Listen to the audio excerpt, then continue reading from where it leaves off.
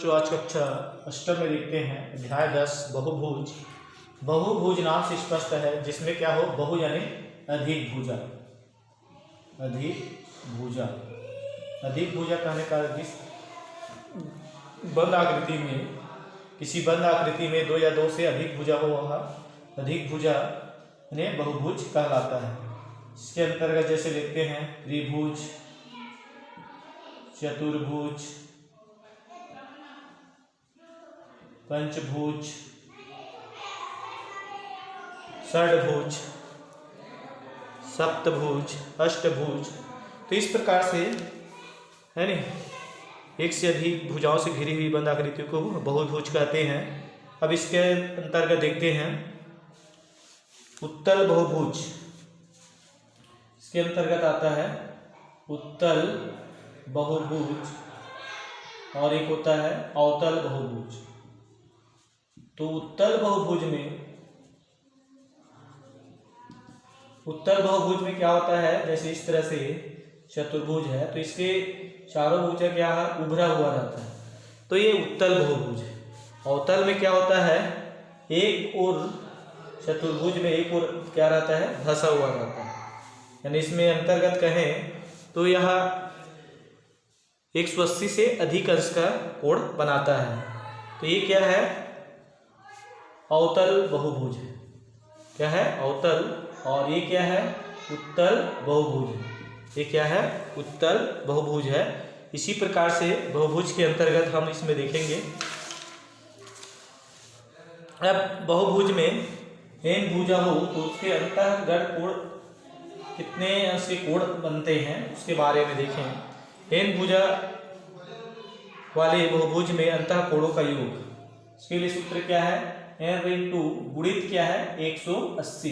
क्या होता है, n भुजा से घिरी हुई बंद आकृति में बनने वाले कोण, n इंटू गुणित 180। जैसे त्रिभुज का लेते हैं, त्रिभुज यानी n बराबर क्या हो जाता है 3। तो इसके अंतर्गत देखें 3 बिंदु गुणित 180 अर्थात क्या हो जाएगा 1 गुणित 180 यानी 180 अंश।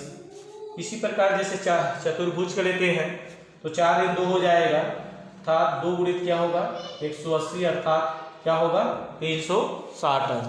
तो इस तरह से n भुजा वाले बहुभुज में अंतः कोणों का योग क्या होता है, n इंटू गुणित 180। इंपॉर्टेंट है, इसी के बेस में आगे आपका सवाल आप बना सकते हैं। अब इसके पश्चात है नियमित बहुभुज। जब बहुभुज सभी भुजाएं कोण आपस में बराबर होते हैं सम बहुभुज या नियमित बहुभुज कहलाते हैं। जिसमें क्या रहता है, नियमित में क्या होता है,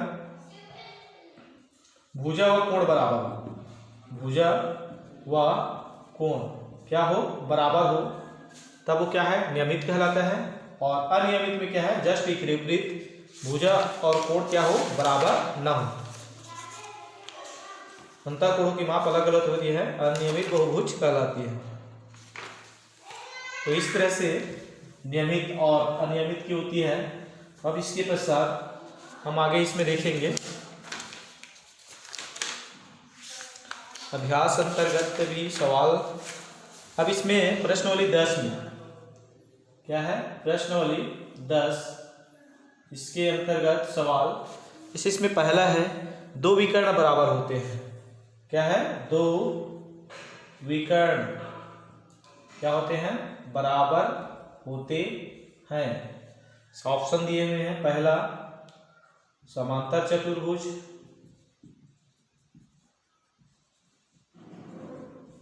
दूसरा ऑप्शन है समचतुर्भुज,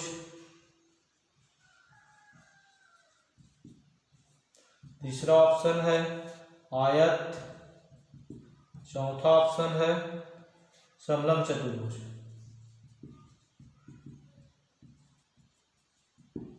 तो इसमें से क्या सही है, आयत।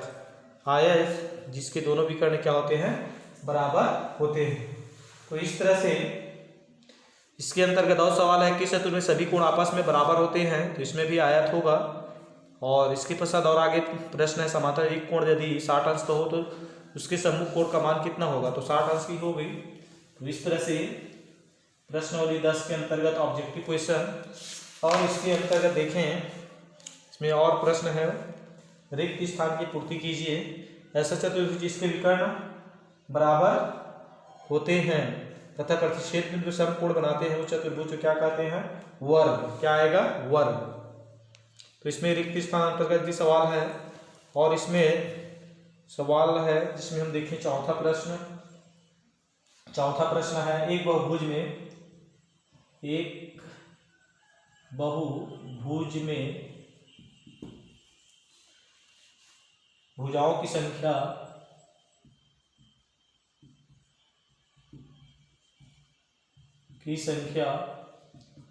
कितनी है? भुजाओं की संख्या 8 है, तो उसके अंतः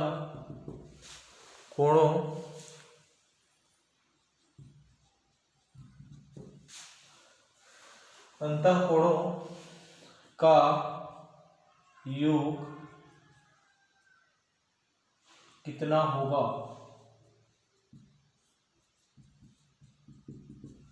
एक बहुभुज में भुजाओं की संख्या 8 है, तो उसके अंतःकोणों का योग क्या होगा? इसमें हल हम जानते हैं, सूत्र क्या है? बहुभुज के सभी अंतःकोणों का योग, n भुजा वाले बहुभुज के अंतःकोणों का योग क्या है? n इंटू गुणित 180 अंश। तो यहाँ पे n का मान क्या है? n का मान यहाँ पे क्या है? 8। 8 ऋण 2 गुणित 180, तो 8 में 2 घटाएं कितना बचेगा? 6 गुणित 180, तो 0, 8 6 का 48 हासिल 4, 6 8 48 हासिल 4, 6 कम 6 4 10, कितना आएगा? 1080 अंश। कितना आएगा? 1080। तो ये इसके आंसर होते हैं, और इसी प्रकार और क्वेश्चन है, उसको आप हल कर सकते हैं। और इसके पश्चात हम देखेंगे बहुभुजों में समरूपता। तो स्पष्ट है, बहुभुजों में समरूपता यानी उसी के बेस में जो आकृति होगा वह आकृति उसके समरूप कहलाएंगे। अनुपातिक रूप से बड़ा छोटा या बराबर हो तो क्या है? समरूप होते हैं। तब इसके अंतर्गत हम यहाँ पे देखेंगे प्रश्नावली 10.1। एक चतुर्भुज के 3 कोण क्रमशः 80, 110, 120 है, तो चौथे कोण के मान ज्ञात कीजिए। प्रश्न पहला, इसके अंतर्गत सवाल देखें। इस प्रश्नावली में कुल 6 प्रश्न हैं, इसमें से 2 प्रश्न देख लेते हैं, शेष प्रश्न आप स्वतः हल कर सकते हैं, कर लेंगे। इसमें देखें पहला क्वेश्चन है, एक चतुर्भुज के 3 कोण। एक चतुर्भुज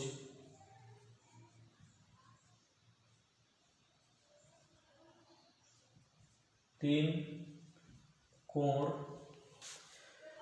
क्रमशः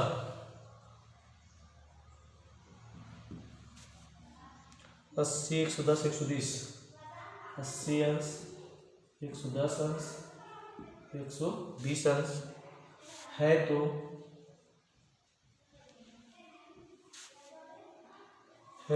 चौथा कोण कितने अंश का होगा? चौथा कोण कितने अंश का होगा? नहीं, इसमें एक चतुर्भुज है जिसमें 3 कोण, एक चतुर्भुज के 3 कोण क्रमशः 80, 110, 120 अंश है, तो चौथा कोण कितने अंश का होगा? चौथा कोण कितने अंश का होगा? इसमें चौथा कोण ज्ञात करना है, तो इसमें हम मान लेते हैं हल चतुर्भुज, हल माना चतुर्भुज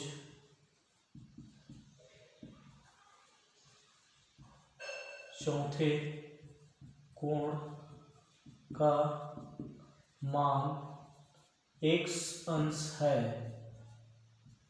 तब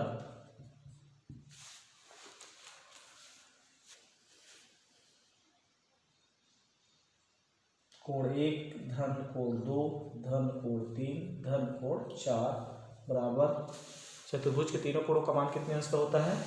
360 अंश। चतुर्भुज के तीनों कोणों का मान क्या होता है? 360 अंश। इसमें एक कोण कितना है दिया हुआ है? 80 अंश। दूसरा कोण दिया हुआ है 110 अंश। तीसरा कोण दिया है 120 अंश। चौथा कोण हम इसको क्या माने हैं? 1 अंश 360। जोड़ते हैं 80 110 कितना हो जाएगा? 190 190 और 100 290 310 धन x अंश बराबर 360 अंश। तब x अंश बराबर क्या होगा? 360 माइनस 310 कितना आएगा? 50 अंश। x अंश का मान कितना होगा? 50 अंश होगा। तो इस तरह से यहाँ पे चौथा कोण का मान क्या हो जाएगा? 50 अंश। तो यह इसके आंसर होते हैं। और इसमें देखें प्रश्न 5वां देख लेते हैं। तो इस तरह से यह सवाल आपको सरल करने हैं। इसमें सरल है सभी प्रश्न। पूर्व भी आप इसके संबंध में पढ़ चुके हैं, पूर्व अनुभव अंतर्गत है यह प्रश्न। चौथा 5वां क्वेश्चन है, एक चतुर्भुज के, और ये प्रश्न भी पूछे भी जाते हैं कि 4 कोणों का अनुपात, कोणों का अनुपात 1:2:3:4 है तो प्रत्येक कोण का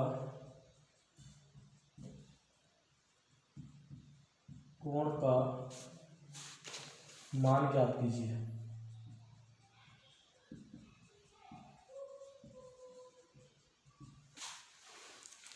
इसमें है तो प्रत्येक कोण का मान ज्ञात कीजिए। हल देखें, हल माना चतुर्भुज, इसमें हम ले लेते हैं जैसे अनुपातिक क्या है 1 2 3 4, तो समानुपातिक सिद्धांत अनुपात इसमें लेते हैं। माना चतुर्भुज के पहला कोण क्या है? x अंश, द्वितीय कोण 2 है तो 2x अंश, तृतीय कोण 3x अंश और चतुर्थ कोण क्या आएगा? 4x। तो इसमें हम मान लेते हैं समानुपातिक सिद्धांत के आधार पे 1 है 1x, 2 है 2x, 3 है 3x और 4 है तो 4x। अतः हम जानते हैं कि चतुर्भुज के चारों कोणों का योग कितने अंश का होता है? 360 अंश का। तो इसमें x 2x 3x 4x 360 अंश, 4 3 7 2 9 10x 360 अंश। x बराबर 3, 1 और 1 शून्य कट जाएगा, कितना आ जाएगा? 36 अंश। x का मान कितना आता है? 36 अंश। तब इसमें x पहला कोण क्या हो जाएगा? 36 अंश होगा। दूसरा कोण क्या हो जाएगा? 2x है तो 2 और 36 कितना हो जाएगा? 72। 3 से गुणा करेंगे 6 तिया 18 और 3 6 3 तिया 3 6 का 18 से 3 3 9 1 10 108 अंश, और 4 से गुणा करेंगे तो कितना हो जाएगा? 1 4 6 का 24, 4 के 12 2 और 14, कितना हो जाएगा? 144 अंश। तो इस तरह से यह आंसर होता है।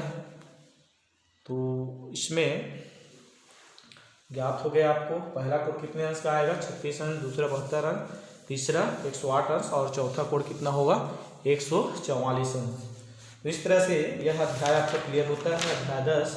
और इसके अंतर्गत जिस तरह से आपको सवाल बताया गया, पहला में एन भुजक से घिरी बंद आकृति में अंतःकरण अनुकूल अनुकूल कोणों का मान कितना होगा, उसके लिए सूत्र आपको क्या था n × 180।